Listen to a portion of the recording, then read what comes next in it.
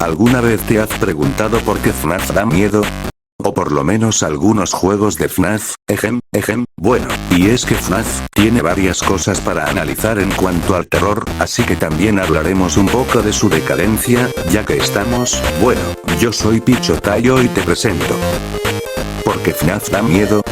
¿Cuál es la psicología del horror detrás de FNAF? Antes de comenzar me gustaría decir que el miedo como tal es algo subjetivo que depende de cada persona, por lo que este video va a ser siempre solo desde mi punto de vista. Ahora sí, comencemos. Para mí hay dos factores que son más importantes en este juego, el factor suspenso, y el factor misterio, que a simple vista parecen sinónimos, pero no lo son. El factor suspenso en un juego de terror se centra en crear anticipación y tensión, manteniendo a los jugadores en un estado de inquietud. Por otro lado, el factor misterio se enfoca en revelar información gradualmente, generando intriga y curiosidad sobre la trama o los eventos del juego. El factor suspenso, como ya mencioné, es necesario para generar esa tensión constante cuando juegas, que hace aún más poderoso el jumpscare, algo que hace muy bien FNAF 4 con el factor sonido, puesto que tienes que tener el volumen al máximo para poder jugar, por lo que si pierdes te van a dar 4 paros cardíacos por el volumen. Ahora, FNAF 1 es uno de los juegos más aterradores, ya que utiliza muy bien los factores para generar incertidumbre y suspenso, sin contar de que sus animatrónicos ya son aterradores sin requerir diseños tan monstruosos como los Nightmare. Bien, y es que cuando ya tienes dominados los factores suspenso y misterio ya tienes prácticamente todo, ya que el suspenso y el misterio implican otras cosas, como evitar que los jumpscares sean predecibles, o que no se revele tanto el enemigo en sí, pero hay otra cosa que no he contado, y también es muy importante, este factor es el diseño, no quiero que me malentiendan, pero ¿cómo te va a dar miedo esta mierda? No, como ya dije, no tiene que ser un diseño monstruoso como en FNAF 4 para que dé miedo, pero hay que dejar cierto toque en ese diseño, como por ejemplo algo que en teoría debería ser normal, pero que se ve raro.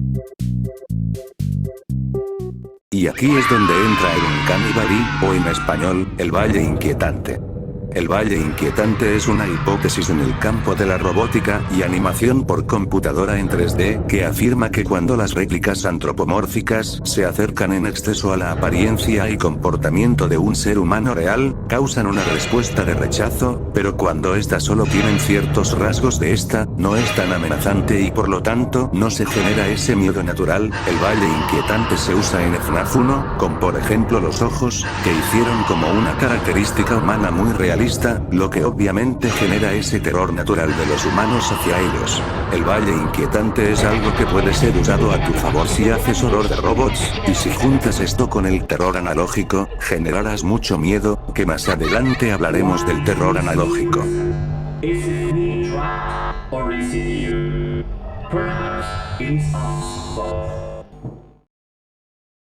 Como se podrán dar cuenta, FNAF 1, a pesar de que no utiliza diseños verdaderamente humanos, le agrega características humanas a los robots, lo que hace el juego muy inquietante, además de que FNAF 1 es aterrador en gran parte por su mecánica de ser un juego en PowerPoint, básicamente, es decir un juego point and click, que no lleva diseños 3D implementados en el juego en sí, sino que son imágenes agregadas, y esa falta de movimiento hace aterrador el gameplay, algo que usa el terror analógico a su favor, dejar pequeños momentos de tensión.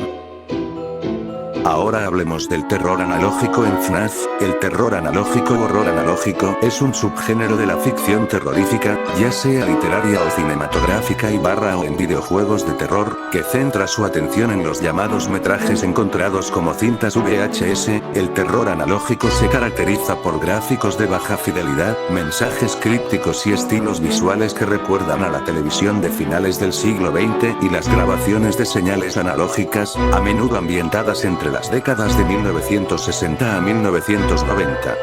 Es decir, es un terror ambientado en los años del siglo XX, de cintas VHS etc., el terror analógico es algo que en parte usa FNAF, ya que su historia en los primeros juegos es conocida por rondar los años 80s, y esto le agrega un toque especial a la oscura historia de Five Nights at Freddy's, ya que usar una historia tan turbia y cruda como la de unos niños muertos dentro de animatrónicos que se ven así, díganme que no da miedo. Ahora esto es algo que usan los creadores de las cintas VHS de FNAF, puesto si juntamos todo lo que dije y te imaginas estos animatrónicos, es verdaderamente inquietante.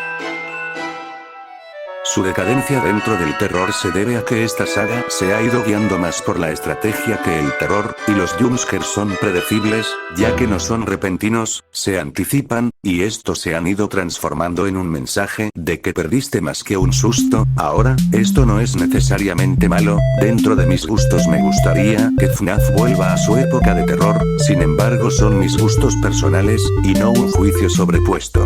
En conclusión, FNAF ha tenido juegos que de verdad dan miedo, como Sister Location, FNAF 4 y por supuesto FNAF 1, sin embargo este se fue más por el camino de la aventura y estrategia. Sin nada más que decir, espero que hayan disfrutado el video y nos vemos, soy Pichota y me despido.